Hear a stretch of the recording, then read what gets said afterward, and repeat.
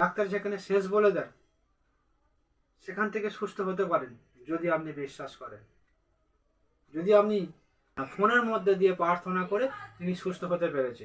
আজকে ডাক্তার বলবে অসম্ভব, কিন্তু ঈশ্বর বলবে সম্ভব যদি আপনি বিশ্বাস করেন। প্রার্থনা নিয়েছিল 3 দিন প্রার্থনা নেওয়ার পরে তিনি 1 সপ্তাহ নিজে প্রার্থনা করে সম্পূর্ণ 25 বছরের হাঁটুর ব্যথা যন্ত্রণা ডাক্তার যেটা বলেছিল আর হবে না কোনোদিন, সেখান থেকে তিনি সুস্থ হয়েছে।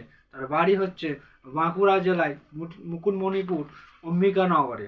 সেই দিদিভাইয়ের ভিডিওর তার নিজের মুখ থেকে আমরা তার সাক্ষ্যটা শুনি। জয় যিশু, হালেলুয়া।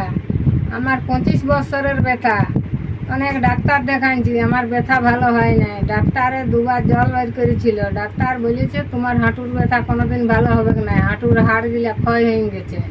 মন্ডলিয়ে গেছিলাম, খুব জ্বলন করতো, সেই জ্বলনটা ভালো হয়েছে।